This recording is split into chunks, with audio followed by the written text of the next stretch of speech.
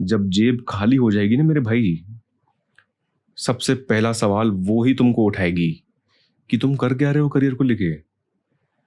तुम क्या कर रहे हो, ये तुम्हारे पास कुछ है ही नहीं। मैं अपने घर पे कैसे बात करूं तुम्हारे बारे में, क्योंकि तुम कुछ कर ही नहीं रहे हो। Hey everybody, this is junior Yash Tulsiani. जैसा कि मैंने आप सभी को बताया कि बड़े भैया सीनियर यश तुलसियानी गए हैं ज़रा छुट्टी पे, और सारा काम जाम और रिस्पॉन्सिबिलिटी छोड़कर गए हैं हमारे ऊपर। सो एक रिस्पॉन्सिबल छोटा भाई होने के नाते मेरी रिस्पॉन्सिबिलिटी और एक मेरी ड्यूटी बनती है कि जितने भी काम बड़े भैया के हैं वो मैं शिद्दत से और पूरी रिस्पॉन्सिबिलिटी के साथ निभाऊं। आप सभी को पता ही होगा कि हम हर सैटरडे और संडे मेरे इंस्टाग्राम पे Q&A स्ट्रीम करते हैं और Q&A सेशन रखते हैं। जितने भी लोगों के क्वेश्चंस होते हैं वो मुझे सैटरडे के दिन भेज देते हैं, और संडे के दिन या मंडे के दिन मैं सारे क्वेश्चंस आंसर करता हूँ।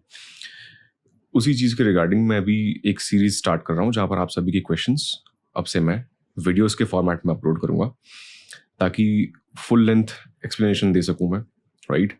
So the first question is from a guy who is preparing for a competitive exam. उनका क्वेश्चन है, मैं यहाँ पर कहीं ना कहीं स्क्रीन में डाल दूंगा।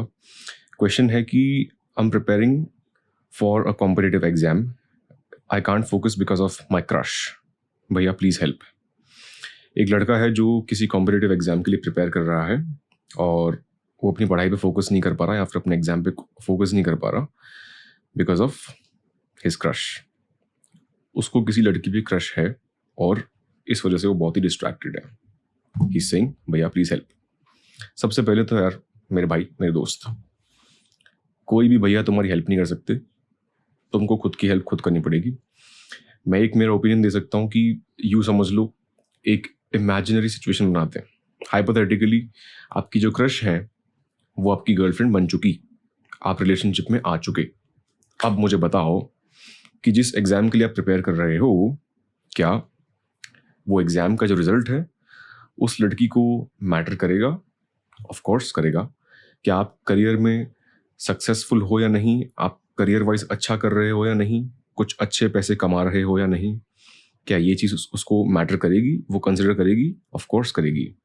लेकिन सबसे बड़ी दिक्कत लड़कों की ये आती है कि अगर उनको किसी पर क्रश है तो वो सारा दिन बैठ के उसके बारे में सोचने लगते हैं, बजाय उन्हें करना ये चाहिए कि भाई मैं पहले काबिल बन जाऊं, ताकि अगर कोई मेरे साथ हो भी तो मैं उसके साथ अपना रिलेशनशिप सस्टेन कर सकूं।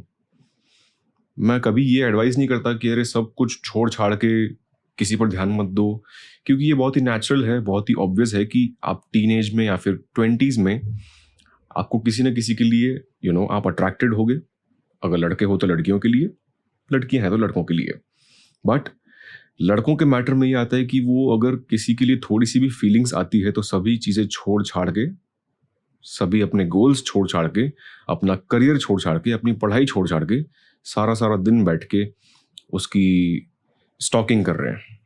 उसका व्हाट्सएप लास्ट सीन देखेंगे बैठे बैठे, उसने इंस्टाग्राम पे क्या अपलोड किया सारा दिन बैठ के वो देखेंगे, अपनी फ्रेंड्स के साथ कहाँ घूम रही है वो देखेंगे। लेकिन मेरे भाई, अगर आप कुछ करियर में कर ही नहीं रहे हो, अगर समझ लो मान लेते हैं कि आपने उसे अप्रोच कर लिया, उसने हाँ भी कह दिया, उसके बाद आप क्या करने वाले हो साथ में?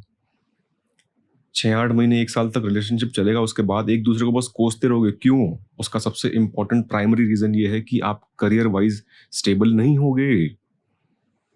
आप किसी एग्जाम के लिए प्रिपेयर कर रहे हो तो सबसे पहले उसमें सक्षम बन जाओ, काबिल बन जाओ, पढ़ाई करके कंप्लीट कर लो, एग्जाम क्रैक कर लो। आपको क्या पता कि उससे कई बेहतर 50-100 गुना 200 गुना बेहतर लड़कियां आपको मिलेगी। अच्छे पार्टनर की तलाश इस तरीके से नहीं करनी कि सब कुछ छोड़ छाड़ के मैं उसके पीछे पड़ जाऊं। नहीं, आप काबिल तो हो जाओ पहले, आप एक पोटेंशियल कैंडिडेट तो बन जाओ। आप ही अंदाजा लगाओ ना कि चलो आपकी गर्लफ्रेंड बन गई, वो जो आपकी फैंटेसी है कि यार उसके साथ मेरा रिलेशनशिप होना चाहिए, बन गई। अब बताओ क्या करोगे? घूमोगे फिरोगे, यहाँ जाओगे, उस कैफे में जाओगे, मूवीज पे जाओगे, डेट्स पे जाओगे, हो गया। 6 महीने 8 महीने बहुत मजा आएगा। उसके बाद जब जेब खाली हो जाएगी ना मेरे भाई, सबसे पहला सवाल वो ही तुमको उठाएगी कि तुम कर क्या रहे हो करियर को लेके। तुम क्या कर रहे हो, ये तुम्हारे पास कुछ है ही नहीं। मैं अपने घर पे कैसे बात करूं तुम्हारे बारे में, क्योंकि तुम कुछ कर ही नहीं रहे हो। लॉन्ग टर्म में तो सोचोगे ना कि क्या कर रहे हो, कि आज ही सिर्फ मजे करने हैं। लॉन्ग टर्म सोचोगे ना किसी के साथ भी अगर हो रिलेशनशिप में, तो सबसे पहला सवाल भी तुमको वही करेगी। इस चीज़ का रियलिटी समझ लो कि लड़की के लिए कभी भी कंपल्जन नहीं आने वाला कि यार तू कुछ कर नहीं रही। इंडिया में कंपल्जन नहीं है लड़कियों के लिए। लड़कों के लिए 50 सवाल उसकी काबिलियत पे उठाए जाएंगे कि भैया तुम्हारा बेटा कर क्या रहा है, अभी तक कुछ नहीं कर पाया। लड़कियों का करियर, लड़कियों की अचीवमेंट्स, इन माय ओपिनियन उनकी इंडिविजुअल अचीवमेंट्स हैं जो उन तक ही लिमिटेड है। कोई कंपल्जन सोसाइटी क्रिएट नहीं करने वाली उसके लिए। कोई कंपल्जन उसके लिए क्रिएट नहीं होने वाला कि भैया शादी करनी है तो लड़की को कुछ ना कुछ तो करना चाहिए। लड़के के लिए हमेशा होने वाला कंपल्जन। तो आपको इस चीज़ का ध्यान देना पड़ेगा कि आप पहले करियर वाइज स्टेबल हो। जिस एग्जाम के लिए प्रिपेयर कर रहे हो वो पहले कर लो मेरे भाई। 50 बेहतर ऑप्शंस मिलेंगे जब तुम कुछ कर लोगे, बता रहा हूं मैं तुमको। उसको जो करना उसको करने दो, दुनिया भर में उसको घूमने दो, 50 लड़कों से बात करने दो, 50 लड़कियों से बात करने दो, फ्रेंड्स के साथ घूमने दो, क्योंकि उसके लिए कंपल्जन नहीं होने वाला। अगर वो फोकस्ड भी है, सीरियस भी है अपनी स्टडीज को लेके, अपनी करियर को लेके, तो वो इंडिविजुअल अचीवमेंट्स में गिनी जाएगी उसकी। हाँ यार तुमको इच्छा है तो करो, तुम्हारा पैशन है तो करो। घर से कंपल्जन नहीं होने वाला कभी भी लड़की के लिए, एटलीस्ट इंडिया में तो नहीं होने वाला। ये हकीकत है, ये रियलिटी है। वो सक्सेसफुल हो भी जाती है तो ठीक है, हाँ यार तेरी इच्छा है तू कर, कोई दिक्कत नहीं है, हमको कुछ नहीं चाहिए तुझसे। लेकिन लड़का कुछ नहीं कर पा रहा, क्या कर रहा है भाई, निकम्मा है क्या? तो आप ये सोचो कि आप जिसके साथ रहने की इच्छाएं रख रहे हो, कामनाएं रख रहे हो, क्या वो आपको निकम्मा बोले और आपके साथ में रहे, आप उसे पोजेस कर सको, बस यही चाहिए आपको? तो एक लूजर आदमी है वो, और कुछ नहीं है। उसको साथ में, चलो वो ठीक है आपके साथ आ भी गई, फिर आप कुछ कर ही नहीं पा रहे हो क्योंकि आपका जो क्रूशियल पीरियड था लाइफ का, तब तो आपने कुछ किया ही नहीं। आप सारा सारा दिन बस उसके साथ घूमते रहे, फिरते रहे। मैं तो ये फ्यूचर में बात कर रहा हूँ ना कि हाँ बन गई आपकी गर्लफ्रेंड, आपका रिलेशनशिप स्टार्ट हो गया, उसके बाद क्या करोगे? घूमोगे फिरोगे, मजे करोगे ना। पढ़ाई में तो कौन सा ध्यान देने वाले हो? नहीं देता कोई ध्यान, कोई ध्यान नहीं देता। कितना ही फोकस्ड हो, कितना ही मैच्योर हो, कोई ध्यान नहीं देता। जहां पर ध्यान 100% होता है तो 100% से आ जाता है 30% पे। समझो इस चीज को। अगर वो आ भी गई ना आपकी लाइफ में, उसके बाद भी आप बस 6-8 महीने या 1 साल के बाद बस तुम कहीं ना कहीं उसके लिए बिटर फीलिंग्स ही क्रिएट करोगे कि यार इसने ना मेरा पूरा करियर की लगा दी, जबकि उसने नहीं लगाई, तुमने खुद ने लगाई। उसको कुछ मत बोलना। अगर उसके बारे में थॉट्स आ रहे हैं तुमको अपनी एग्जाम्स के दौरान भी, तो गलती आपकी है। आपको ध्यान देना है कि मेरा करियर पहले ऑन पॉइंट होना चाहिए, अप टू द मार्क होना चाहिए, ताकि जो भी कोई आए तो मैं उसकी रिस्पॉन्सिबिलिटी उठा सकूं।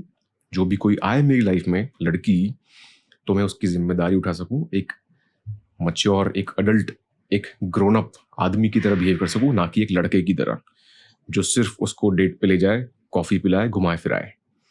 एक टाइम के बाद उसकी जेब हो जाएगी खाली। जेब खाली होगी तब उससे कोई नहीं पूछेगा, ना ही वो लड़की जिसके लिए तुम दिन रात बैठ के सपने देख रहे हो अपनी पढ़ाई को साइड में रख के, वो भी तुमको नहीं पूछने वाली अगर तुम्हारी जेब में कुछ नहीं है। ये चीज़ हकीकत है मेरे भाई, इस चीज़ को समझो। इसीलिए अपनी जिस एग्जाम के लिए प्रिपेयर कर रहे हो पहले उस पर ध्यान दो। 50 बेटर ऑप्शंस आएंगे और वो भी ज़रूर आएगी, कोई दिक्कत नहीं है, उसके ख्याल निकाल दो, काबिल बनो, सभी चीज़ें हो जाएगी।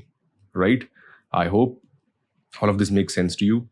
अगर आपके कोई भी क्वेश्चन हैं, जितने भी व्यूअर्स हैं, अगर आपके कोई भी क्वेश्चन हैं, definitely you can participate in my Q&A stream, Q&A session.